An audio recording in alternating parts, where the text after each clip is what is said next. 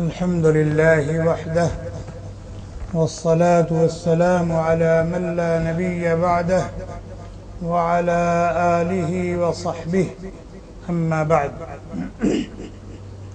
أعوذ بالله من الشيطان الرجيم بسم الله الرحمن الرحيم ولا تهنوا ولا تحزنوا وأنتم الأعلون إن كنتم مؤمنين.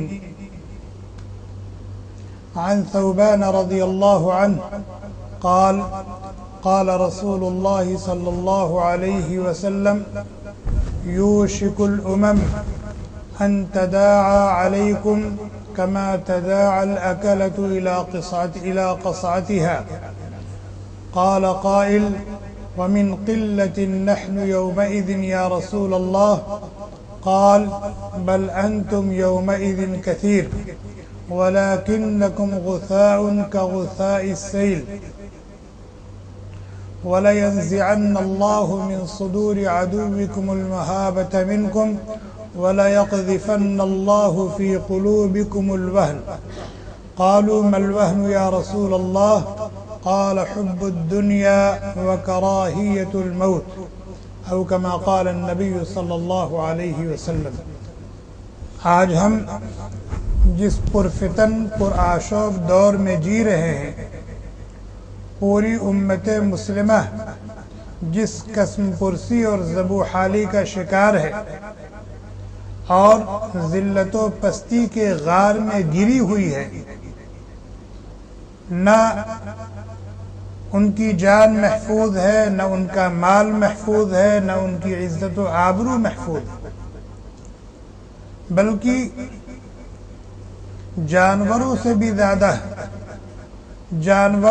زیادہ کیڑے مکوڑوں سے بھی زیادہ بے ویلو اور بے قیمت ہو چکے. ان کا خون پانی سے بھی زیادہ سستا ہو چکا ہے. دنیا کے طول و عرض میں گاجر اور مولی کی طرح سے وہ کاٹے جا رہے ہیں. بالکل کسی کی کوئی پرواہ نہیں. آپ فلسطین دیکھ لیں، افغانستان میں دیکھ لیں، عراق میں دیکھ لیں، شام میں دیکھ لیں اور کشمیر میں دیکھ لیں، ہندوستان میں دیکھ لیں.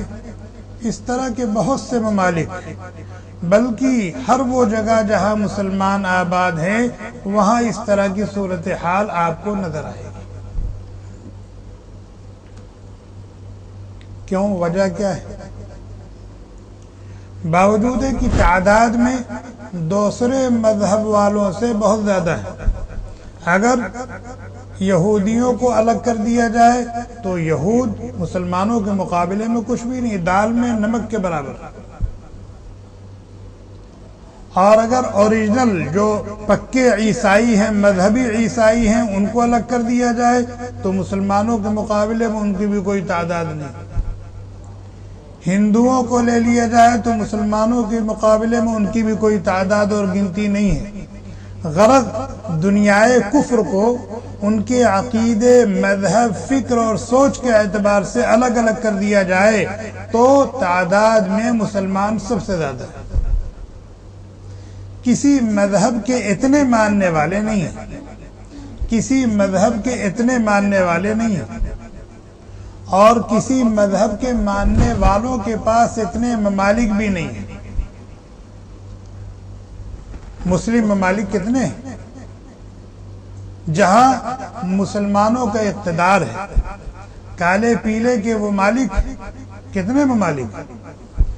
اور جہاں ان کا اقتدار نہیں ہے وہاں بھی ان کی تعداد کتنی ہے؟ خود ہندوستان میں مسلمانوں کو اقتدار حاصل نہیں ہے لیکن ان کی تعداد کتنی زیادہ ہے. اسی طرح دوسرے ممالک میں دیکھ لیں تو باوجود کہ تعداد کے اعتبار سے بہت زیادہ ہیں اور ممالک بھی ان کے پاس بہت ہیں، اور ثروات پٹرول ہے، گیس ہے، اس طرح کی جو چیزیں ہیں یہ بھی مسلمانوں کے پاس بہت زیادہ ہے. لیکن ان سب کے باوجود ان سب کے باوجود بالکل بے وزن ہے، بے قیمت ہے، بے ویلو ہے۔ دنیا میں کسی عیسائی کے ساتھ کچھ ہو جائے تو دنیائے عیسائیت آسمان سر پہ اٹھا لیتی ہے، اور ان کے ساتھ ہم بھی شور مچاتے ہیں، ان کی ہاں میں ہاں ہم بھی ملاتے ہیں۔ دنیا میں کسی یہودی کے ساتھ کچھ ہو جائے، دیکھیے کتنا شور و غل اٹھتا ہے۔ کسی مجوسی کے ساتھ ہو جائے، کسی ہندو کے ساتھ ہو جائے، لیکن اگر کسی مسلمان کے ساتھ، مسلمان جماعت و تنظیم کے ساتھ، مسلمانوں کے کسی علاقے اور گاؤں اور شہر کے ساتھ کچھ ہو جائے، جیسے لگتا ہے کچھ ہوا ہی نہیں، ایسا لگتا ہے کچھ ہوا ہی نہیں۔ آپ دیکھ لیں فلسطین میں آئے دن کیا کچھ نہیں ہوتا ہے، لیکن ایسا لگتا ہے کہ ایک معمول کی چیز بن گئی ہے، بس گویا کہ کچھ ہوا ہی نہیں۔ ابھی کشمیر میں 25 دن سے کرفیو لگا ہوا ہے، اور لوگ اٹھا اٹھا کر کے جیلوں کے اندر ٹھوسے جا رہے ہیں، اور بلا وجہ گولی مار دی جا رہی ہے، طرح طرح سے ان کو مشق ظلم و ستم بنایا جا رہا ہے، زد و کوب کیا جا رہا ہے، ان کی عزت و آبرو سے کھلواڑ کیا جا رہا ہے۔ 25 دن گزر گئے، لیکن کسی کے کان میں جوں تک نہیں رینگ رہی ہے، کسی کے کان میں جوں تک نہیں رینگ رہی ہے۔ چاہے مسلمانوں کا کوئی بھی ملک ہو، چاہے خلیجی ممالک ہوں، چاہے خلیج کے علاوہ دوسرے ممالک ہوں، کچھ بھی نہیں، ایسا لگتا ہے یہ ایک معمول کی چیز ہے، ایک عادی چیز ہے، کوئی مسئلہ ہی نہیں۔ ہندوستان میں اگر کہیں کوئی گائے ذبح کر دی جائے، کوئی گائے ذبح کر دی جائے، پھر دیکھی ہنگامہ، اور وہاں انسانوں پر انسان ذبح ہو رہے ہیں، انسانوں پر انسان ذبح ہو رہے ہیں، بم پر بم برسائے آ رہے ہیں، گولیوں پر گولیاں برسائی جا رہی ہیں۔ دنیا کے طول و عرض میں آپ دیکھ لیں کوئی فرق نہیں پڑتا۔ اور اس طرح کے جو ظالم و جابر ہیں، چاہے وہ ہندوستان کا ظالم و جابر ہو، چاہے وہ اسرائیل کا ہو، چاہے جہاں کا ہو، پوری دنیا میں وہ دندناتا پھر رہا ہے، دندناتا پھر رہا ہے، شاباش لیتا پھر رہا ہے، ایوارڈ حاصل کرتا پھر رہا ہے، اور پتہ نہیں کیا کیا۔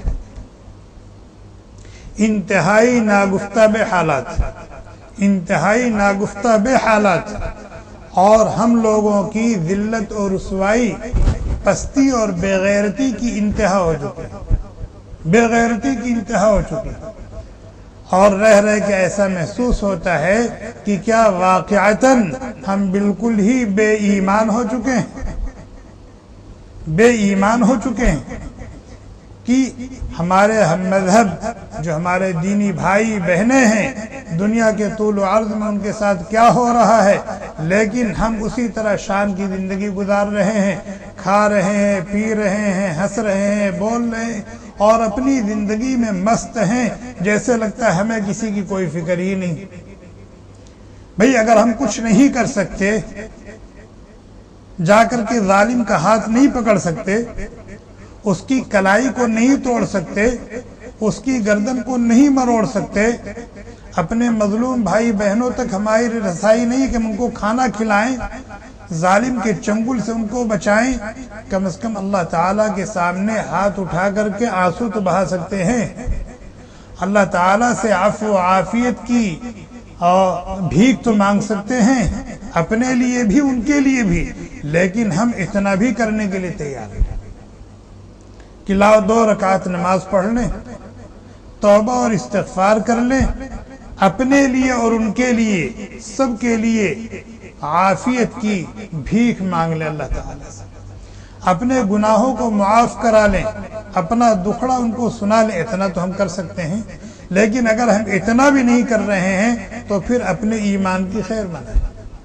اور یہ وہ حالات ہیں اس وقت جو ہمارے سامنے ہیں، دنیا کے حالات، یہ وہ حالات ہیں جن کی نشاندہی، جن کی پیشین گوئی جناب نبی کریم صلی اللہ علیہ وسلم 1450 سال پہلے کر گئے ہیں۔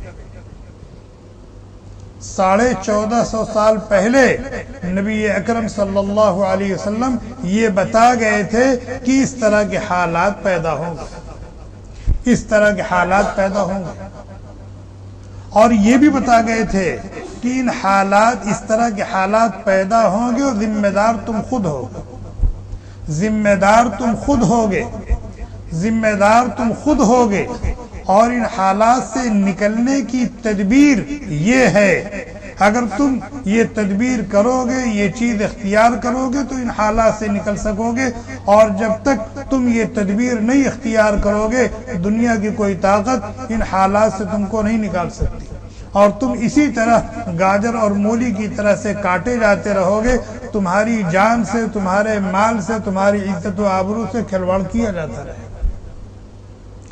اللہ کے نبی علیہ السلام جب دنیا سے تشریف لے گئے تو صحابہ کرام کی تعداد کتنی تھی؟ زیادہ سے زیادہ 1.5-2 لاکھ بس۔ نبی علیہ السلام جب دنیا سے تشریف لے گئے تو صحابہ کرام کی تعداد زیادہ سے زیادہ 1.5-2-2.5 لاکھ تھی بس، اس سے زیادہ نہیں تھی۔ آج کے ماحول میں 1.5-2 لاکھ کوئی گنتی ہے؟ آج تو ایک گاؤں میں 1.5-2 لاکھ آدمی رہتے ہیں، آج تو ایک گاؤں میں، ایک بستی میں 1.5-2 لاکھ مسلمان ہیں کہ نہیں ہیں؟ ایک گاؤں میں، ایک بستی میں 1.5-2 لاکھ، اتنا چھوٹا سا قطر ہے، اتنا چھوٹا سا قطر ہے، تقریباً کتنے لوگ ہیں یہاں؟ بھئی 32-33 لاکھ ہیں کہ نہیں پورے ملا کر کے؟ اور ہمارے ملکوں میں دیکھیں، ہندوستان، پاکستان، بنگلہ دیش میں ایک ایک شہر میں 10-10 لاکھ لوگ ہیں۔ تو نبی علیہ السلام جب دنیا سے لے گئے، تشریف لے گئے تو صحابہ کرام کی تعداد زیادہ سے زیادہ 1.5-2-2.5 لاکھ تھی، لیکن پوری دنیا ان سے کانپتی تھی۔ اس وقت کے جو روس اور امریکہ تھے، عمر کا نام سن کر کے، خالد ابن ولید کا نام سن کر کے، اور دوسر علی ابن ابی طالب کا نام سن کر کے کانپ جاتے تھے۔ قیصر اور کسرا جن کو کہا جاتا ہے، جیسے آج روس اور امریکہ، بلکہ ان کے مقابلے میں روس اور امریکہ کی بھی کوئی حقیقت نہیں تھی۔ جو حقیقت اور جو پوزیشن اس وقت قیصر اور کسرا کی تھی۔ نبی علیہ السلام نے اس وقت صحابہ کرام کو مخاطب کیا اور فرمایا، یوشک الامم ان تداعى علیکم کما تداعى الاکلۃ الى قصعتها۔ ایک زمانہ آنے والا ہے کہ پوری دنیائے کفر، چاہے وہ یہودیت کی شکل میں ہو، چاہے وہ عیسائیت کی شکل میں ہو، چاہے وہ مجوسیت کی شکل میں ہو، چاہے کفر اور شرک جس شکل میں بھی باطل ہوگا، کفر ہوگا، وہ سب کے سب متحد ہو جائیں گے، اکٹھا ہو جائیں گے، ان میں گٹھ جوڑ ہو جائے گا۔ کیوں؟ تمہارے خلاف، یعنی ایمان والوں کے خلاف، اہل حق کے خلاف پوری دنیا کفر اکٹھا ہو جائے، سر جوڑ کر بیٹھ جائے گا۔ آج آپ دیکھیں یہی ہے نا، آپس میں وہ الگ یہودیت الگ ہے، عیسائیت الگ ہے، مجوسیت الگ ہے، ہندو الگ ہے، اور ان میں بھی نہ جانے کتنی جماعتیں، کتنے فرقے ہیں، لیکن جہاں مسلمانوں کا مسئلہ آ جاتا ہے وہاں سب اکٹھا ہو جاتا ہے۔ جہاں مسلمانوں کا مسئلہ آ جاتا ہے وہاں سب اکٹھا ہو جاتا ہے۔ اور صرف یہی نہیں اکٹھا ہے اسلام و مسلمانوں کے خلاف، بہت سے بے غیرت محمد، احمد، عبداللہ اور عبد الرحمن بھی انہی کے ساتھ رہتے سہتے ہیں مسلمانوں میں، کھاتے پیتے ہیں مسلمانوں میں، اور نام بھی ان کا مسلمانوں جیسا، لیکن وہ اپنی فکر کے اعتبار سے، سوچ کے اعتبار سے، نظریے کے اعتبار سے ان کے ساتھ۔ اور ایسے گنڈے ہر جگہ اور ہر علاقے میں ملیں گے، ہر دور اور ہر زمانے میں ملیں گے یہ گنڈے۔ تو نبی علیہ السلام نے یہ بات فرمائی تھی آج سے 1450 سال پہلے۔ جو بات 1450 سال پہلے کہی گئی تھی، نبی کریم صلی اللہ علیہ وسلم نے اپنی زبان مبارک سے کہا تھا، آج ہمارے سامنے ہے کہ نہیں؟ مسلمانوں کے خلاف پوری دنیا کفر متحد ہے کہ نہیں ہے؟ اور فرمایا کہ صرف متحد نہیں ہوں گے، جیسے دسترخوان سج جائے اور اس پر کھانے پینے کی قسم قسم کی چیزیں چن دی جائیں اور پھر سب ایک دوسرے کو کہتے ہیں تشریف لائیے تشریف لائیے تشریف لائیے، اور لوگ دسترخوان پر آ جاتے ہیں اور دسترخوان پر چنی ہوئی چیزوں کو بغیر کسی مشقت کے، بغیر کسی پریشانی کے، بغیر کسی جھگڑے اور دھکم پیل کے اپنی اپنی مرضی کے مطابق آدمی جو چاہتا ہے اٹھاتا ہے، کھاتا نہیں کھاتا ہے۔ اللہ کے نبی علیہ السلام نے فرمایا اسی طریقے سے پوری دنیا کفر تمہارے خلاف متحد ہو جائے گی اور سب ایک دوسرے کو دعوت دیں گے، سب ایک دوسرے کو دعوت دیں گے۔ کیوں دعوت دیں گے؟ تمہارے دین و ایمان کو تم سے چھین لینے کے لیے، تمہاری جان و مال اور تمہاری عزت و آبرو کو نقصان پہنچانے کے لیے، تمہاری طاقت و قوت اور تمہاری شان و شوکت کو ملیا میٹ کرنے کے لیے، اور تمہارے پاس اللہ کی دی ہوئی جو نعمتیں ہیں جس شکل میں ان کو تم سے چھین لینے کے لیے، سلب کرنے لے۔ چنانچہ آج آپ دیکھیں دنیا ہمارے خلاف متحد ہے اور ہمیں نیست و نابود کر دینے پر تلی ہوئی ہے، اور ہمارے پاس جو کچھ ہے جس شکل میں ہے للچائی نظروں سے سب دیکھ رہے ہیں، بلکہ صرف دیکھ نہیں رہے ہیں بلکہ چھین رہے ہیں، چھین چکے ہیں۔ ہمارا پیٹرول چھین چکے ہیں، ہماری گیس چھین چکے ہیں، اب تو ہمارے دین و ایمان کے چکر میں پڑے ہوئے، پکڑ لیا جاتا ہے اور زبردستی کہو جے شری رام۔ بھئی یہ دین و ایمان ہی کو چھیننا ہے نا، دین و ایمان ہی کو چھیننا ہے نا۔ اور یہ چیز ایسا نہیں کہ صرف ہندوستان میں ہو رہی ہے، دنیا کے مختلف ممالک میں جان لے لیا، مال لے لیا، سب کچھ لے لیا، عزت و آبرو، اور پھر اخیر میں یہ ہوتا ہے بھئی کلمہ کفر بکو، اسلام کو چھوڑ دو، محمد صلی اللہ علیہ وسلم کو گالی دے دو، تمہاری نجات ہو جائے گی، ہم تم کو چھوڑ دیں گے، اس طرح کے مطالبے ہوتے ہیں۔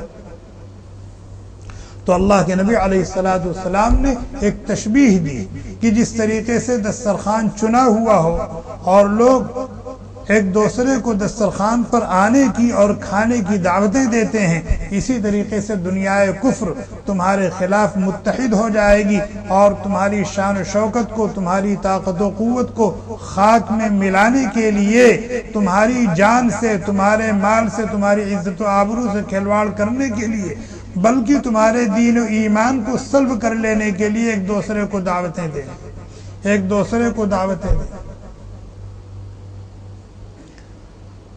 ہمیں تو حیرت نہیں ہو رہی ہے نا، صحابہ کرام کو حیرت ہوئی کہ کیا ایسا بھی ہوگا، کیسے ہوگا ایسا؟ اس لیے کہ وہ 1.5 لاکھ تھے، 2 لاکھ تھے، لیکن وہ تصور نہیں کر سکتے تھے کہ مسلمانوں کے بارے میں کوئی ایسی سوچ بھی وجود پذیر ہو سکتی ہے، جنم لے سکتی ہے۔ اس لیے ایک پوچھنے والے نے پوچھا وَمِن قِلَّةٍ نَحْنُ يَوْمَئِذٍ یا رسول اللہ، اے اللہ کے نبی علیہ السلام، کیا اس وقت ہم بہت تھوڑے تھے؟ وہ 1.5-2 لاکھ تھے، وہ سمجھ رہے تھے کہ ہم بہت ہیں، وہ 1.5-2 لاکھ تھے، وہ سمجھ رہے تھے کہ ہم دنیا میں بہت ہیں، پوچھ رہے ہیں کیا اس وقت ہم بہت تھوڑے سے ہوں گے جس کی وجہ سے یہ صورتحال پیدا ہو جائے گی؟ ہم ذرا سوچیں کہ آج ہم لوگ کتنے 1.25 ارب 1.5 ارب کے قریب ہیں، اور کیا سمجھتے ہیں ہم کم ہیں؟ وہ 1.5-2 لاکھ تھے، اپنے آپ کو بہت زیادہ سمجھ رہے ہیں اور کہہ رہے ہیں کہ کیا اس وقت ہم بہت تھوڑے ہوں گے جس کی وجہ سے ہمارے ساتھ یہ صورتحال پیدا ہوگی؟ اللہ کے نبی علیہ السلام نے فرمایا بل انتم یومئذ کثیر، نہیں، تم عدد کے اعتبار سے بہت ہوگے، تم عدد کے اعتبار سے بہت ہوگے، لیکن تم میں انڈے کم گنڈے زیادہ ہوں گے، انڈے کم گنڈے زیادہ ہوں گے، حقیقی اور پکے مومن کم، منافق زیادہ ہوں گے، بل انتم یومئذ کثیر، بہت ہوگے، تمہاری تعداد ارب 1.25 ارب 1.5 ارب تک پہنچ جائے گی، اور تم جہاں آباد ہوگے مقامی آبادی سے تم بہت زیادہ ہوگے، مقامی آبادی سے تم بہت زیادہ ہوگے۔ پاکستان میں ہندوؤں کے مقابلے مسلمان کتنے، بنگلہ دیش میں کتنے، اور خود ہندوستان میں اگرچہ ہندو اور دوسرے زیادہ ہیں لیکن مجموعی طور پر دیکھا جائے تو مسلمان بھی بہت. خود امریکہ میں مسلمان کتنے، افریقہ میں مسلمان کتنے، برطانیہ میں مسلمان کتنے، ایک بڑی تعداد ہے. تو اللہ کے نبی علیہ السلام نے فرمایا کہ عدد کے اعتبار سے تو تم بہت ہوگے لیکن بالکل بے وزن اور بے ویلو اور بے قیمت ہوگے. بالکل بے وزن ہوگے، بے قیمت ہوگے، بے ویلو ہو. تم چلاؤ گے بھی تو تمہاری یہ آواز بالکل صدا بصحرا ثابت ہوگی، جیسے کوئی آدمی جنگل میں چلا رہا ہو اور تو اس کی چلاہٹ پر، اس کی آواز پر کوئی کان نہیں دھرتا، کوئی سننے والا نہیں. فرمایا تمہارا یہی حال ہوگا. اولاً تو تمہارے اندر اتنی ہمت نہیں ہوگی کہ تم زبان کھولو، تم کچھ بولو اپنے حق میں یا اپنے بھائیوں اور بہنوں کے حق میں کچھ بولو، یہ ہمت ہی تمہارے اندر نہیں ہوگی. اور اگر کچھ بولو گے بھی تو تمہارے بول میں کوئی وزن نہیں ہوگا، کوئی کان نہیں دھرے گا، کسی کے اوپر کوئی اثر نہیں پڑے گا، کسی کے اوپر کوئی اثر نہیں پڑے گا. اور اس کی ایک مثال اللہ کے نبی علیہ السلام نے دی. فرمایا جس طریقے سے سیلاب آتا ہے اور نالے بھر بھر کر کے پانی بہتے ہیں، نالا بھر جاتا ہے، گلی بھر جاتی ہے، بہ رہا ہے، تو سیلاب کے پانی کے اوپر آپ نے دیکھا ہوگا کہ کوڑے کرکٹ بہت ہوتے ہیں. کوڑے کرکٹ بہت ہوتے ہیں، لکڑیاں ہیں، پتے ہیں، خس و خاشاک ہیں، بہت ہوتے ہیں.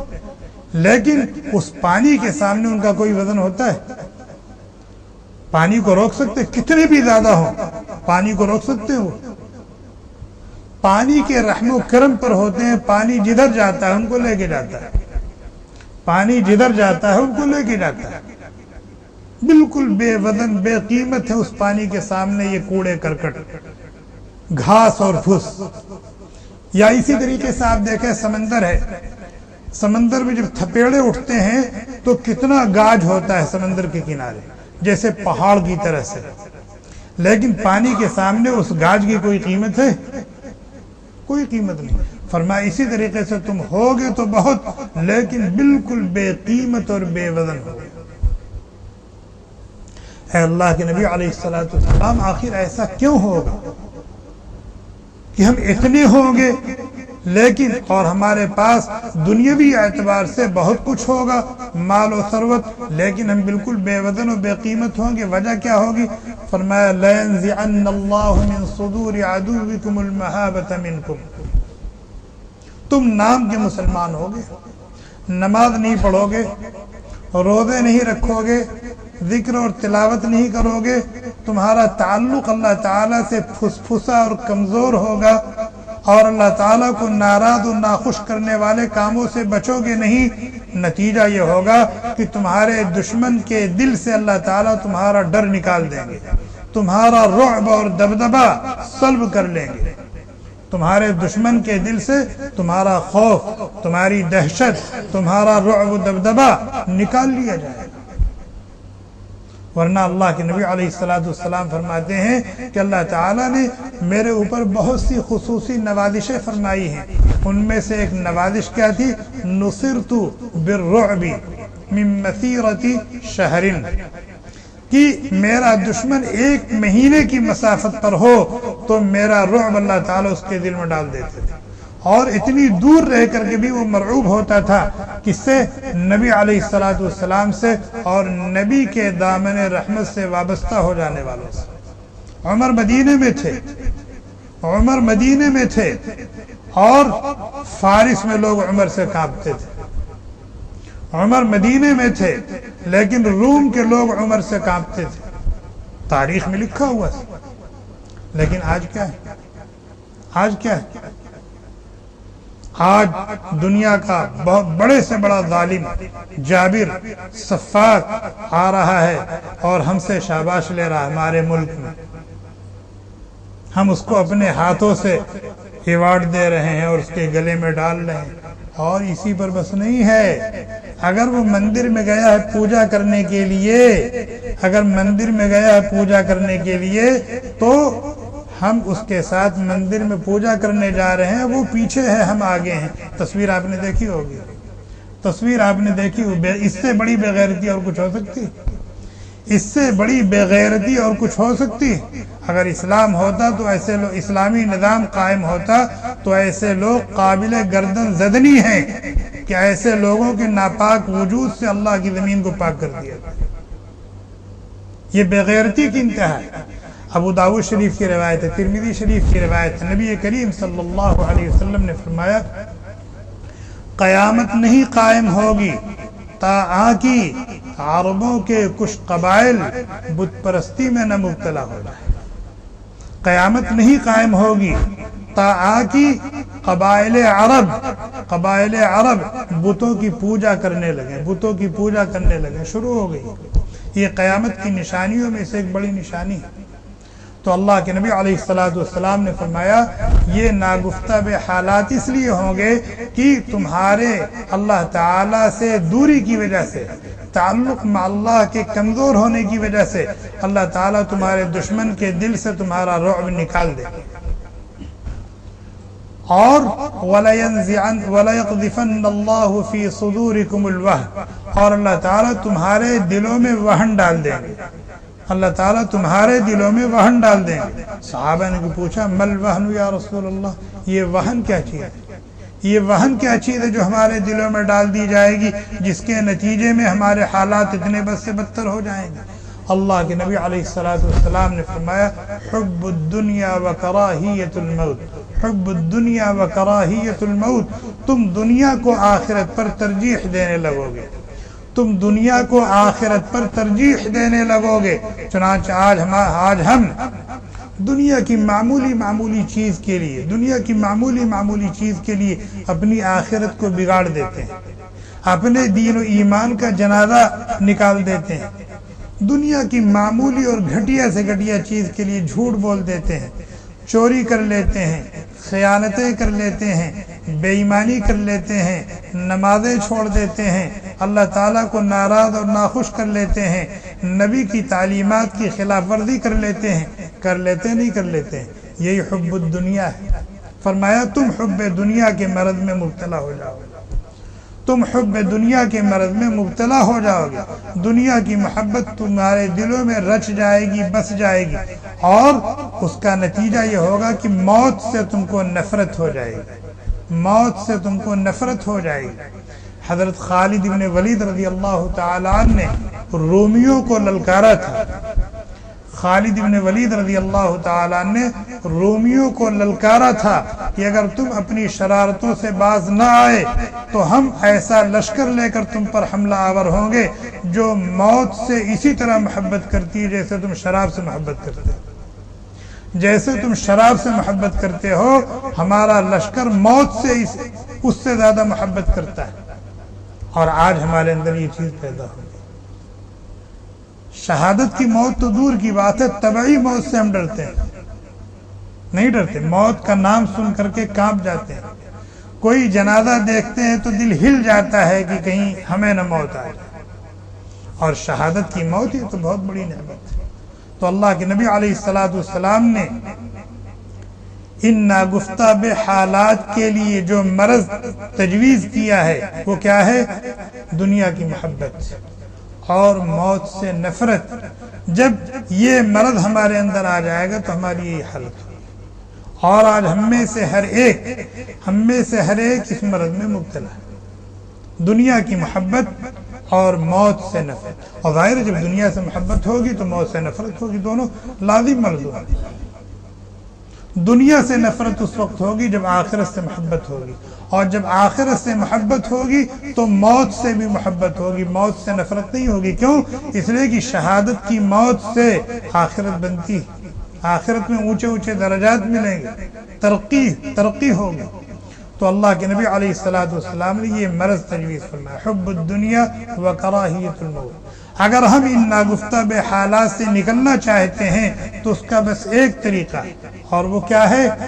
تعلق مع اللہ، اپنے آپ کو اللہ تبارک و تعالیٰ سے جوڑیں، اللہ تعالیٰ کے احکام و اوامر کو پورا کریں، پورا کرنے کی کوشش کریں، اللہ تعالیٰ کو ناراض اور ناخوش کرنے والے جو کام ہے اس سے بچے اور بچنے کی فکر کریں. اس طرح سے دنیا کی محبت ہمارے دل سے نکلے گی.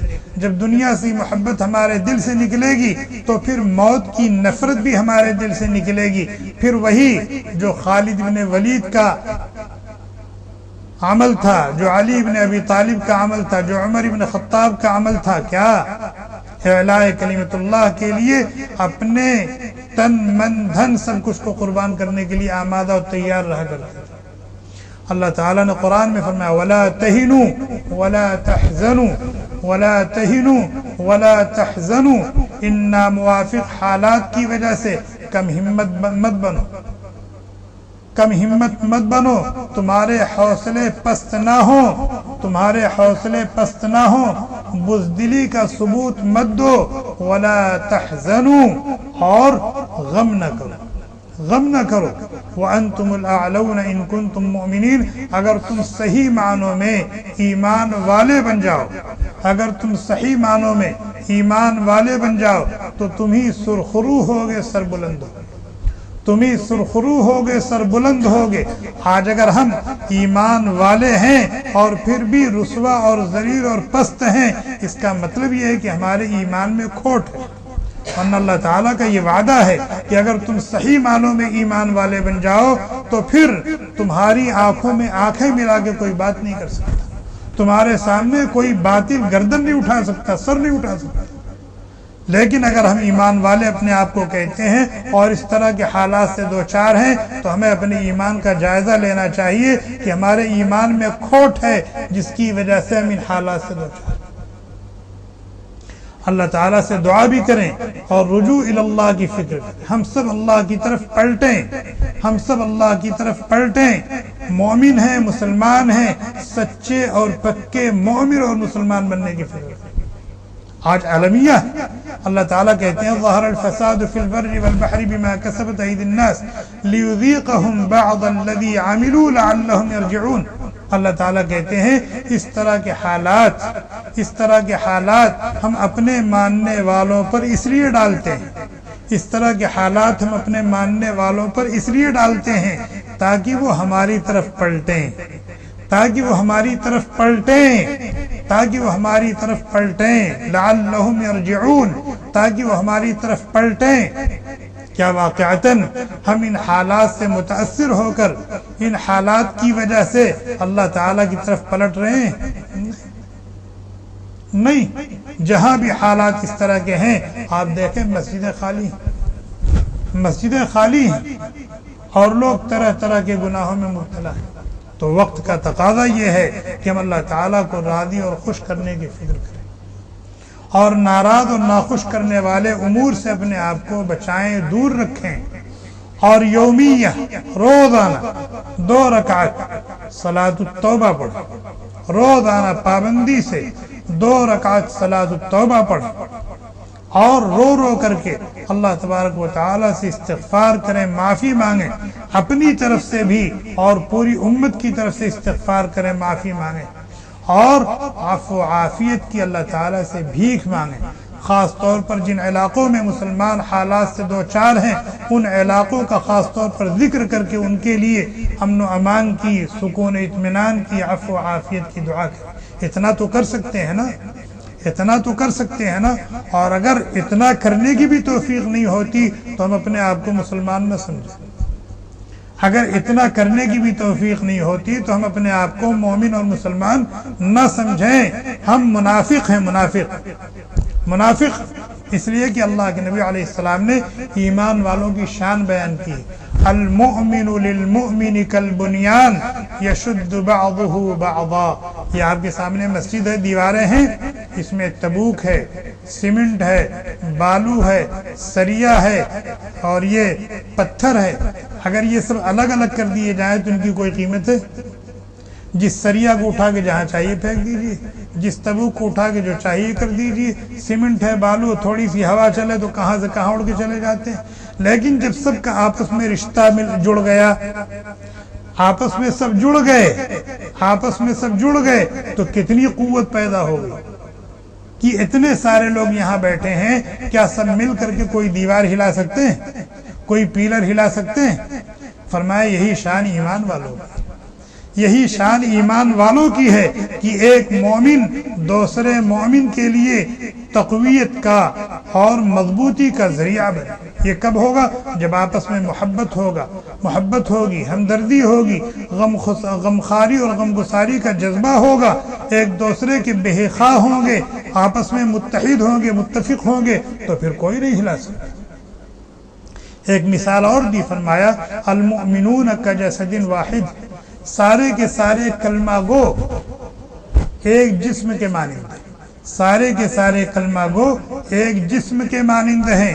جیسے یہ ایک جسم ہے، اس میں آنکھ ہے، ناک ہے، کان ہے، 32 دانت ہیں، ہاتھ ہیں، ہاتھ میں انگلیاں ہیں، انگلیوں میں پور ہیں، پیر ہے، اور پورا ایک نظام ہے، پورا ایک نظام ہے۔ اگر نیچے جو چھوٹی انگلی ہے اس کا ناخن اچھڑ جائے تو کیا وہ تکلیف وہیں تک رہتی ہے؟ وہ تکلیف وہیں تک رہتی ہے۔ ناخن نیچے اچھڑا ہے، آنسو آنکھ سے بہ رہا ہے، درد سر میں ہو رہا ہے، زبان سے آہ آہ نکل رہی ہے، منہ سے آہ آہ نکل رہی ہے۔ فرمایا تمام ایمان والوں کا آپس میں اس طرح کا رشتہ ہونا چاہیے، اس طرح کا رشتہ ہونا چاہیے کہ دنیا کے کسی کونے میں ایک مسلمان آہ کرتا ہے تو ہمیں کھڑ جانا چاہیے اس کی آہ پر۔ لیکن یہ چیز آج ہمارے اندر نہیں ہے، یہ پیدا کرنا چاہیے، یہ پیدا کرنا چاہیے۔ اور یہ پیدا کیسے ہوگی؟ اللہ تعالیٰ سے تعلق جتنا مضبوط ہوگا یہ صفت اتنی زیادہ ابھرے گی، اتنی زیادہ مضبوط ہوگی۔ اور اللہ تعالیٰ سے ہم جتنا دور ہوں گے وہ اسی آپس میں بھی ایک دوسرے سے ہٹے رہیں گے، کٹے رہیں گے، اور ایک دوسرے کے احوال سے بے خبر رہیں گے۔ بس آج تو ہمارا مسئلہ ہمارا مسئلہ ہے، یہ تو فلاں ملک والوں کا مسئلہ ہے، یہ تو فلاں کا مسئلہ ہے، ہمارے ساتھ تو نہیں ہو رہا ہے نا، ہمارے بیوی بچے تو محفوظ ہیں نا۔ یہ نفاق کی علامت ہے، یہ نفاق کی علامت ہے، یہ بے ایمانی ہے، بے غیرتی ہے، بے دینی ہے، بے حمیتی ہے۔ اللہ تعالیٰ سے پناہ مانگنا چاہیے۔ اللہ تعالیٰ ہم سب کو کہنے سننے سے زیادہ عمل کی توفیق عطا فرمائے۔ ان باتوں کو ہمارے دل کی گہرائیوں میں اتار دیں۔ جس طرح سے ہمیں اپنی جان کی فکر ہے، اپنے مال کی فکر ہے، اپنی عزت و آبرو کی فکر ہے، اسی طریقے سے ہم اپنے دوسرے مسلمان بھائیوں کی بھی جان و مال، عزت و آبرو کی حفاظت کی فکر کریں۔ جس طرح سے اپنے لیے ہم روتے ہیں، اپنے دوسرے بھائیوں اور بہنوں کے لیے بھی رونے والے بنیں، ان کے لیے امن و امان اور سکون اطمینان، عفو و عافیت کی بھیک مانگنے والے اللہ تعالیٰ سے بنیں۔ اللہ تعالیٰ پوری امت کے حال پر رحم فرمائے، اللہ تعالیٰ پوری امت کے حال پر رحم فرمائے۔ مسلمان جہاں بھی پریشان حال ہیں، اللہ تعالیٰ اپنے فضل سے، اپنے کرم سے ان کی پریشانیوں کو دور فرما دے، ان کی پریشانیوں کو دور فرما دے۔ جس طرح کی بھی پریشانی ہو، اللہ تعالیٰ ہر طرح کی پریشانیوں کو دور کرنے پر قادر ہے۔ اللہ تعالیٰ ہر جگہ امن و امان اور سکون و اطمینان کا ماحول پیدا فرما دے۔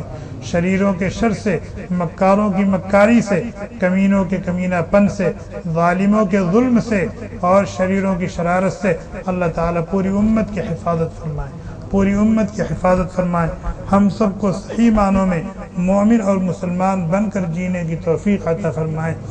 ہم زبانی دعویٰ کرتے ہیں کہ ہمارا اللہ سے تعلق ہے، اور اس تعلق کو اللہ تعالیٰ ہمیں مضبوط سے مضبوط کرنے کی توفیق عطا فرمائے۔ ربنا